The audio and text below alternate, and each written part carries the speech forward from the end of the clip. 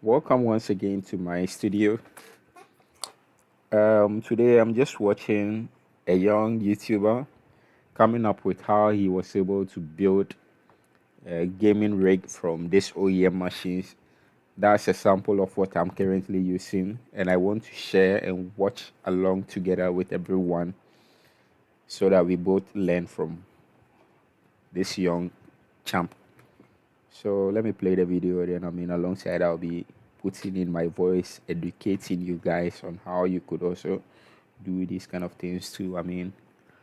Get yourself with a good machine that will also put or worth it in your daily activity that you do.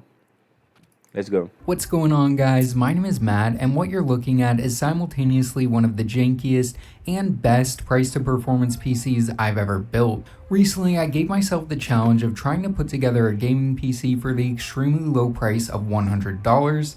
Now, this wasn't an easy That's task, great. and I kind of failed price-wise, as you can see in the title, but I'm really happy with the end result, and I'm excited to share with you how this all came together. As a Yeah. little teaser, this PC is actually able to play Cyberpunk at 1080p with a nearly 60 FPS average, which is kind of crazy. I'm very So much without further surprised. ado, let's go ahead and get into the story behind this $125 gaming beast. So if you're wanting to build an ultra cheap gaming PC, you can go the custom route, and I've done that in the past, but by far the best way to go about this is to buy an old base system, pull out and sell the parts you don't need, then upgrade it with new parts to transform it into a system capable of gaming. After some deliberating and napkin math, I decided the upgrade an old system route was going to be the way to go. The first thing to do was find a base system to upgrade. Hopping onto eBay, I was happy to see a ton of options that could possibly fit in our budget. There were some second gen Ryzen listings I was looking at, but it seemed like the That's great. platform to shoot for was going to be for a 6th or 7th gen Intel system with something like an i5. These strike a good middle ground in terms of performance and affordability.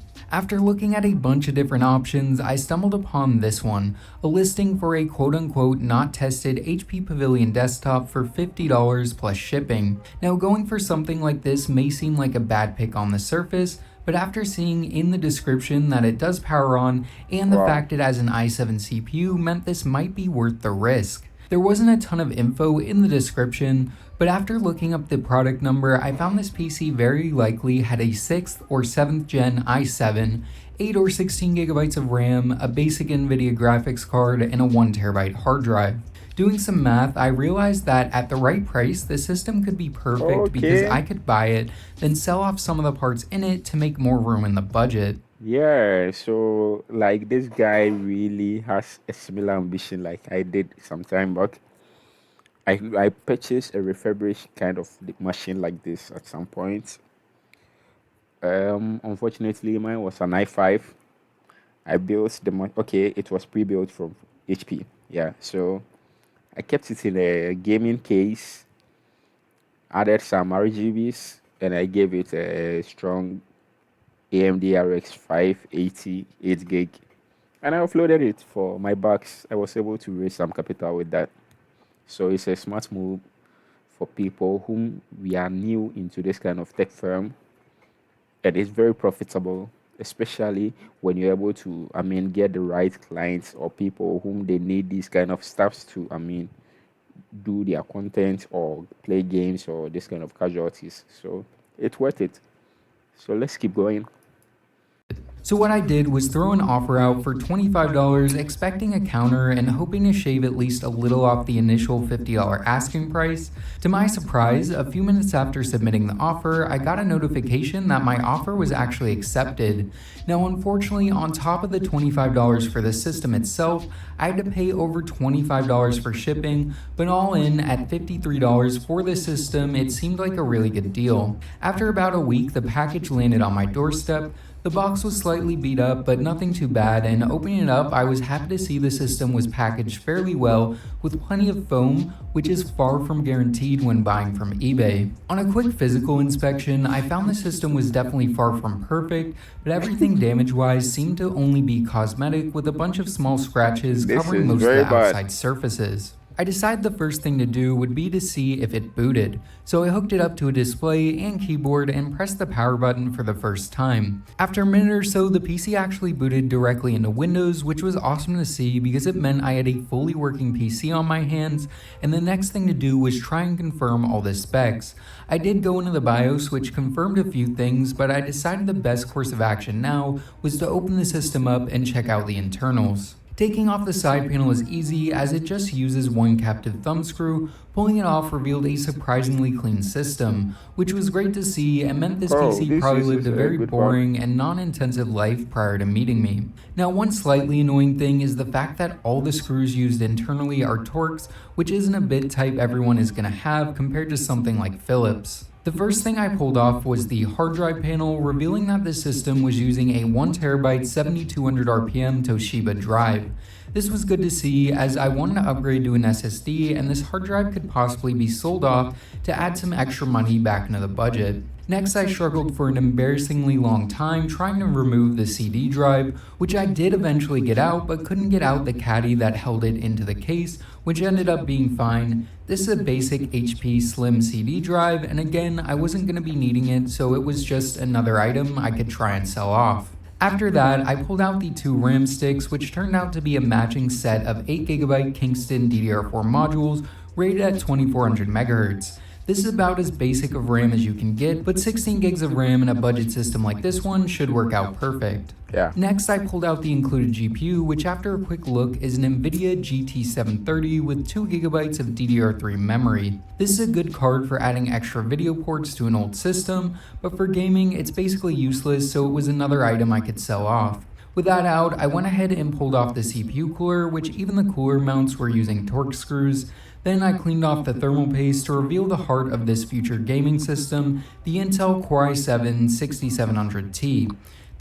Yeah, so that's it. These are the basic steps or foundation that we do use to, get ourselves with this kind of gaming machines.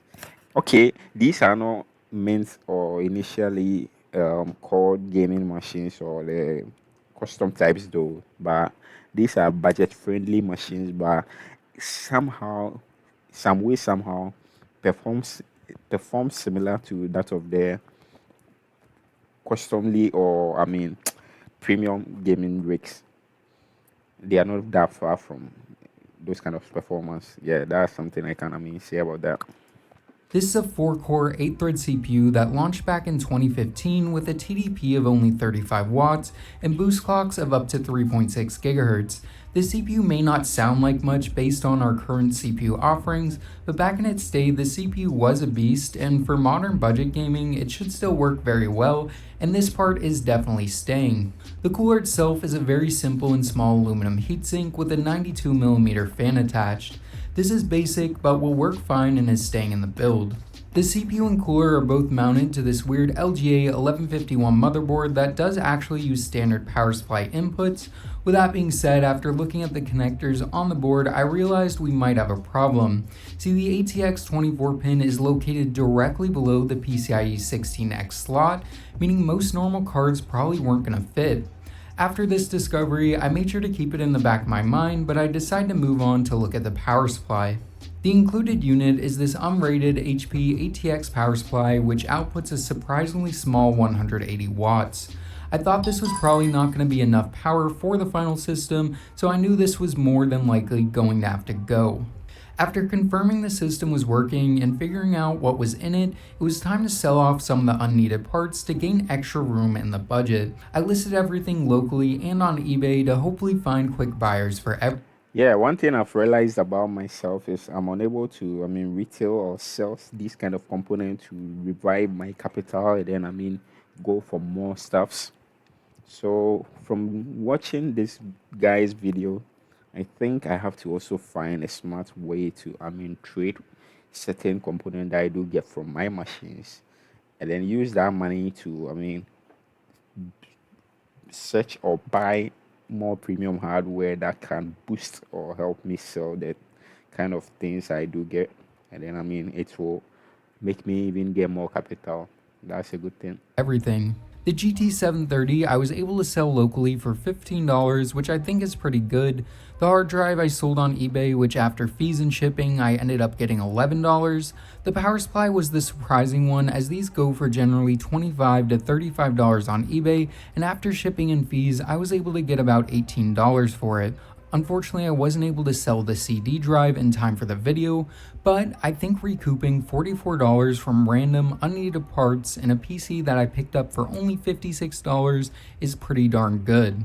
This means the net cost of the base system ended up being only $12 and meant I had $88 more left in the budget to stay under the initial $100 price target. So at this point, it was time to start looking for parts to upgrade the system. For storage, I decided to keep things basic and pick up this used 256GB SSD for only $13.50. 256GB is a good starting point for a system like this one, and even though this is basic, it should be miles better than the old mechanical drive that was originally in here. For the power supply, I was able to locate a 500 watt Thermaltake Smart Series unit for only $20 locally.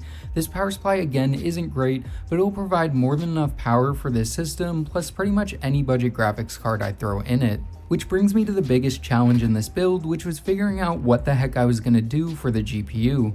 Most normal cards again won't fit because of the location of the 24-pin connector. Fortunately, there is one dual slot card that does fit and would have worked well in this build. This OEM RX 460 has just enough room to slot in, which is great. Unfortunately, the PCIe slot in the system can't supply the necessary power, meaning just opening a game and running the menu will cause the entire system to crash and reboot.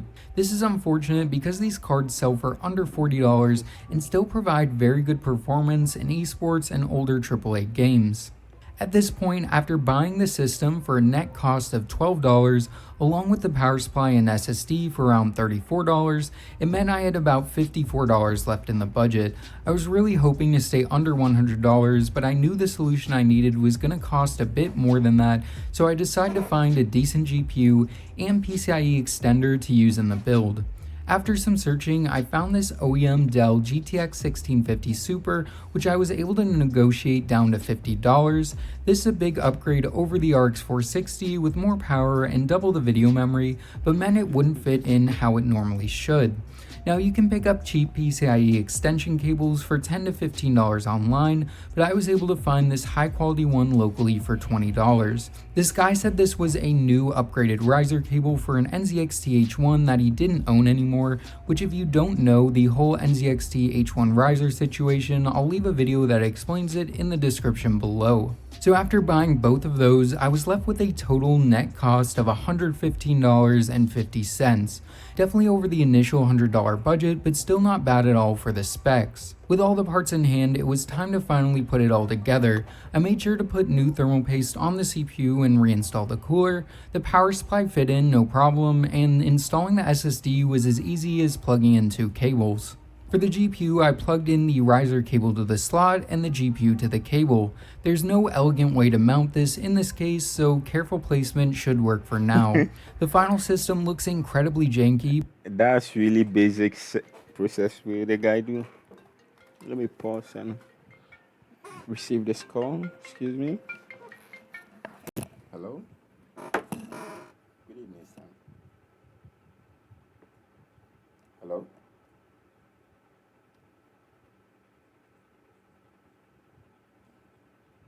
No, me and here washing base. Okay.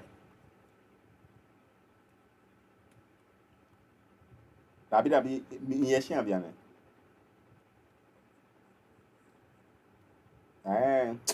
Ona in tomo inke me info ndenche ni usual like if a bando ko ye in eto no wo nke wo na kan info no ni na good network no wo ni ene like no info ni usual she I don't know ni mo network ojugba ona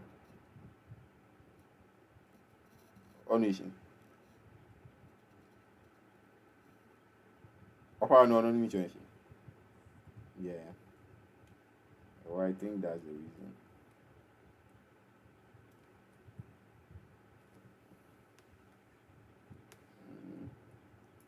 Offer like mo table on your thing. Okay, okay. Sani ma fe no ma che. No ni okay ha me po. Okay oba che o mi be no ma fe le o mi hu fe ko. Yo. Mhm.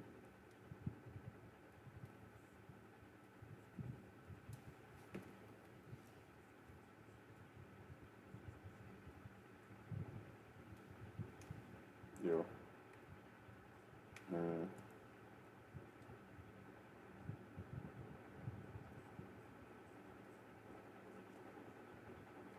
Yo. You know. Okay.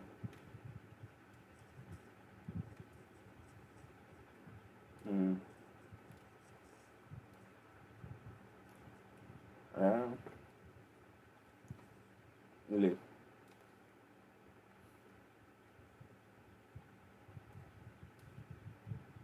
E wa na ma nyi ni nke mu ka wo. Mhm.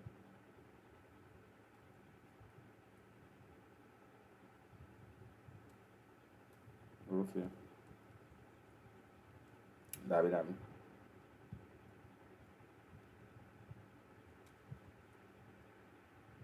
Okay. Oh, okay. Okay. Ni ma fe ni ma. Ni le be ni ma fe le wo ni na no ni ke fe.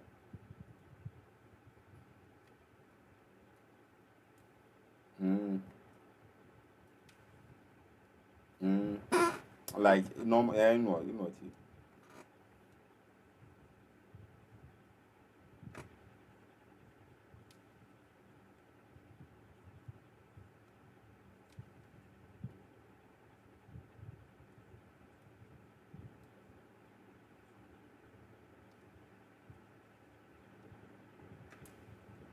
Oh, okay.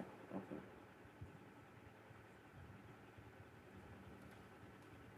Ina.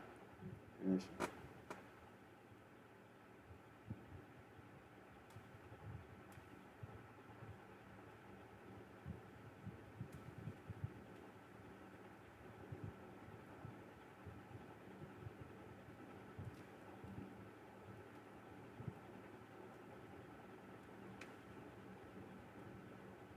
Yo.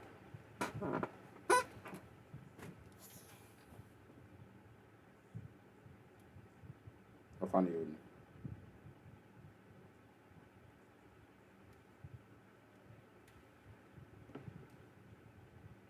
Okay. You know. Yo.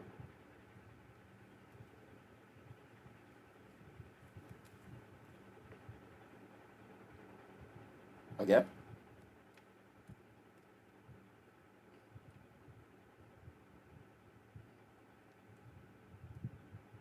Mm. Okay.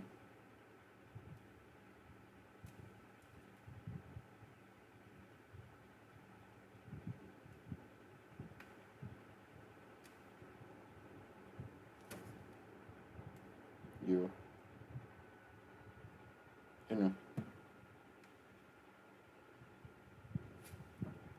Okay. Bye bye bien. Ebo le po kra en ko ha le se yen pa no ko wo.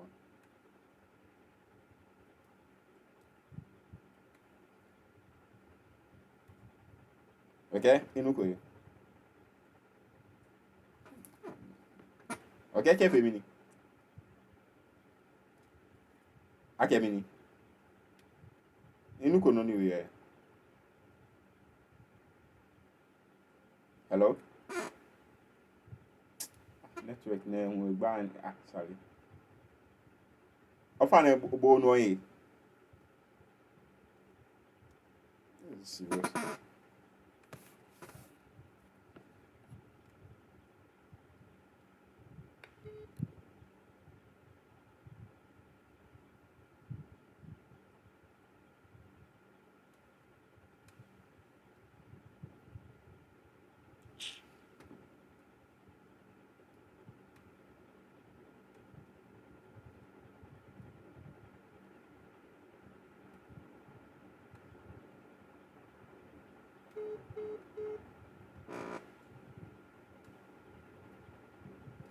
Network is so hard.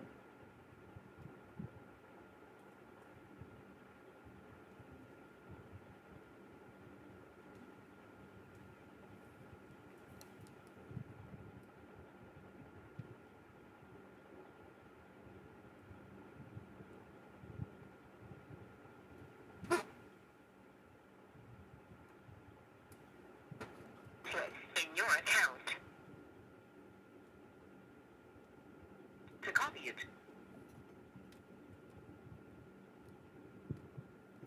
No, me, you know, question, you know, no need to. Hello, sir.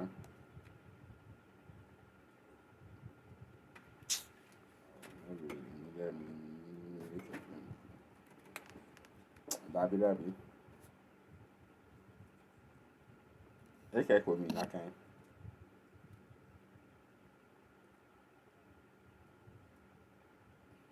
Okay? The-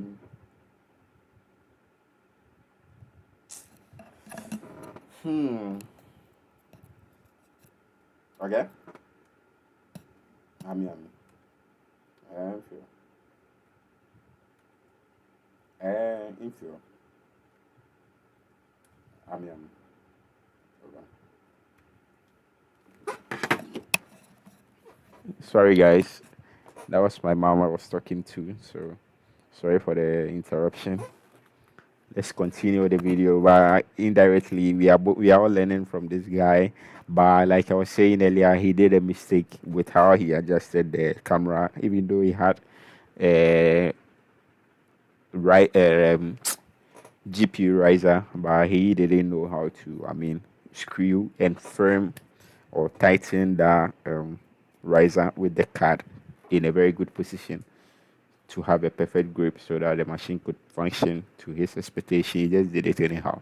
But kudos to him anyway because maybe he is comfortable using, but maybe not to an end user.